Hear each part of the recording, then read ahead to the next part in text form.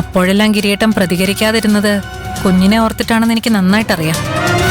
കുഞ്ഞിനു വേണ്ടി ഗിരിയേട്ടൻ ഒരുപാട് സഹിക്കുന്നുണ്ട്. അതെ, ഞാൻ എന്റെ കുഞ്ഞിനെ ഓർത്ത് തന്നെ ഇതൊക്കെ സഹിക്കുന്നത്.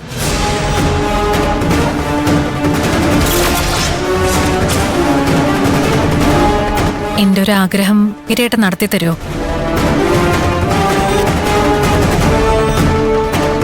എനിക്ക് ഗിരിയേട്ടൻ ഭക്ഷണം വാരിത്തരണം.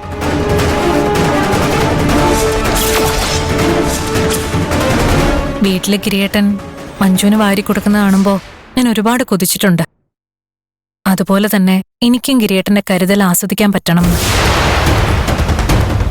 ഗിരിയേട്ടൻ കുഞ്ഞിനു വേണ്ടി എന്തൊക്കെ ചെയ്യുന്നുണ്ട്, ഇതും അങ്ങനെ തന്നെയാണെന്ന് കരുതിയാ മതി.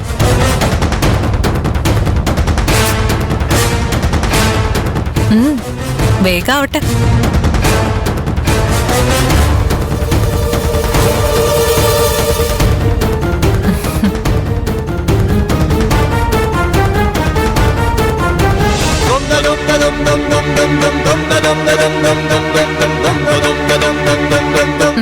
ഒന്നൂടെ.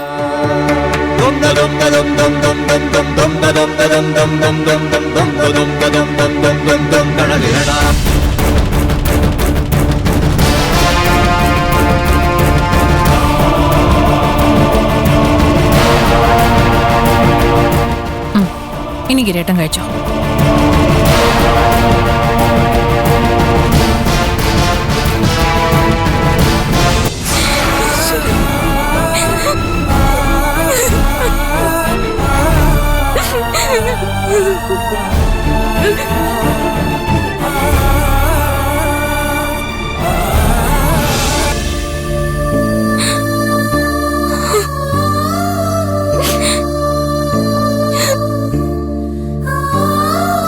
ഇപ്പോഴാ എനിക്ക് സമാധാനമായത്. ഇത്രയും കാലം ഞാനും ഗിരിയേട്ടനും തമ്മിലുള്ള ഇഷ്ടം എന്റെ മാത്രം സങ്കല്പമായിരുന്നു എന്നല്ലേ നീ കരുതിയത്? ഞാൻ എത്രയൊക്കെ വ്യക്തമായി നിന്നെ കാര്യങ്ങൾ ധരിപ്പിക്കാൻ ശ്രമിച്ചാലും നിനക്കത് വിശ്വസിക്കാൻ ബുദ്ധിമുട്ട് കാണുമെന്ന് എനിക്കറിയാം. അതുകൊണ്ടാണ് ഞാൻ ഗിരിയേട്ടനെ കൊണ്ട് തന്നെ സത്യം പറയിച്ചത്. ഇപ്പൊ സത്യം എന്താണെന്ന് നിനക്ക് മനസ്സിലായില്ലേ? എനിക്ക് നിന്റെ അവസ്ഥ മനസ്സിലാവും. ഭർത്താവ് കുഞ്ഞിനു വേണ്ടി മാത്രമാണ് തന്നെ സഹിക്കുന്നതെന്ന് പറഞ്ഞാ ഏത് പെണ്ണും തകർന്നു പോവും. പക്ഷേ എനിക്ക് ഗിരിയേട്ടന്റെ ജീവിതത്തിൽ ഒരു സ്ഥാനമില്ലെന്ന് നീ പറയുമ്പോ എനിക്കും വിഷമം തോന്നാറുണ്ട്. ഞങ്ങളുടെ സ്നേഹം ആരും അംഗീകരിക്കാത്തതിൽ ദേഷ്യം തോന്നും. അതിപ്പോ നിനക്ക് മനസ്സിലായി കാണും. ഗിരിയേട്ടൻ എന്നോടുള്ള സ്നേഹം നീ കണ്ടതല്ലേ? ഏട്ടൻ ഭക്ഷണം വാരി തന്നപ്പോ എന്റെ കണ്ണ് നിറഞ്ഞുപോയി. ഗിരിയേട്ടൻ വരുന്നതിന് മുമ്പ് നീ പറഞ്ഞ വാക്ക് നിനക്ക് ഓർമ്മയുണ്ടോ? ഗിരിയേട്ടന് നിന്നെ വേണ്ടെങ്കിൽ ഒരു നിമിഷം പോലും ആ വീട്ടിലോ ഗിരിയേട്ടന്റെ ജീവിതത്തിലോ നീ ഉണ്ടാവില്ലാന്ന്. വലിയ കാര്യമായിട്ട് മാധവന്റെ മകൾക്ക് ഒറ്റ വാക്കേ ഉള്ളൂ എന്നൊക്കെ പറഞ്ഞതല്ലേ? എന്നിട്ടിപ്പോ എന്താ തീരുമാനം? ഇനി നീ വാക്ക് പാലിച്ചില്ലെങ്കിൽ അതിന്റെ നാണക്കേട് നിന്റെ അച്ഛനാ.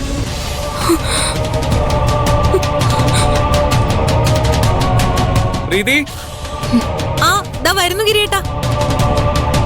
ആ വെളിയിലുണ്ട് എന്നോടുള്ള സ്നേഹം. ഞാനേ വേഗം പോട്ടെ, ഇല്ലെങ്കിൽ ഗിരിയേട്ടൻ ഇങ്ങോട്ട് വരും. ആ പിന്നെ ഈ അവസ്ഥയിൽ പറയാൻ പാടില്ലെന്നറിയാം. എന്നാലും കരയാണെങ്കിൽ ശബ്ദം താത്തി മതി. ഗിരിയേട്ടനെങ്ങാനും കേട്ടാ ആകെ പ്രശ്നമാവും. എനിക്കല്ല, മഞ്ജുനെ തന്നെ. മഞ്ജു സത്യമല്ല അറിഞ്ഞെന്ന് ഗിരിയേട്ടൻ മനസ്സിലാക്കിയ പിന്നെ ഈ നാടകം മുന്നോട്ട് കൊണ്ടുപോകുന്നതിൽ അർത്ഥമില്ലെന്ന് ഗിരിയേട്ടന് മനസ്സിലാവും. പിന്നെ അധികം വൈകാതെ ഗിരിയേട്ടൻ നിന്നെ ഒഴിവാക്കും.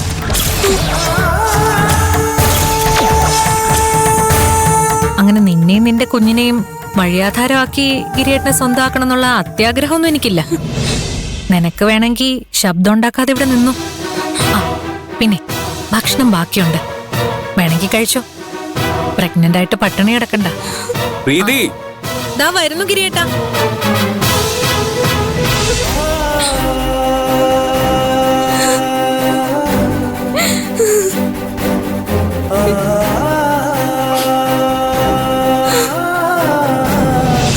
ഗിരിയേട്ടാ ഗിരിയേട്ടാ, എന്താ ഗിരിയേട്ടാ? ഇറങ്ങുന്നുണ്ടെങ്കി വാ. അയ്യോ ഗിരിയേട്ടാ, എന്റെ കൂട്ടുകാരി വരാതെ എങ്ങനെയാ പോവാ? അവളുടെ കയ്യിൽ എന്റെ സർട്ടിഫിക്കറ്റ്സ് ഇല്ലേ? സാരമില്ല, ആ സർട്ടിഫിക്കറ്റ്സ് ഒക്കെ വാങ്ങി പ്രീതി പതുക്കെ വന്നാ മതി. ഞാൻ പോവാ. ഗിരിയേട്ടാ, എന്താ ഇത്? എനിക്ക് വേണ്ടി കുറച്ചു നേരം കൂടെ കാത്തു നിന്നൂടെ?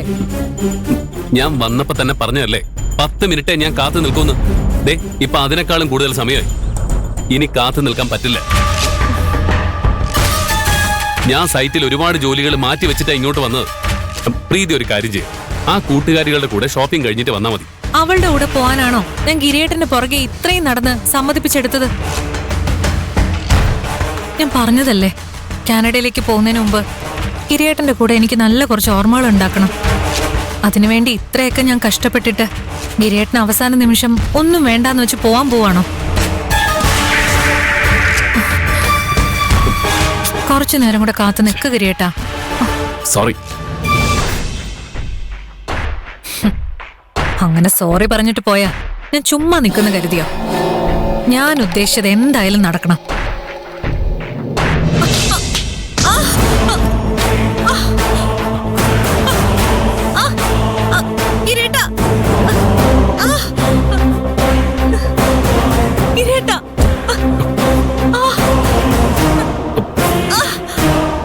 എന്താ പ്രീതി ഇത്? സൂക്ഷിച്ചൂടെ?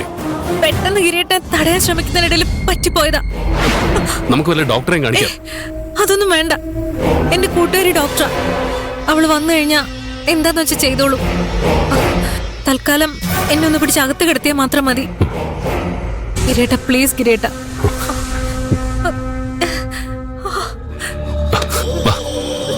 എഴുന്നേക്ക്. പതുക്കെ. എന്തുപറ്റി? എനിക്ക് കാല് കുത്താൻ പറ്റുന്നില്ല. ഒന്നെടുത്തോണ്ടോ ഗിരിയേട്ട? കാല് കുത്താൻ പറ്റാത്തോണ്ടാ. ഗിരിയേട്ട പ്ലീസ്.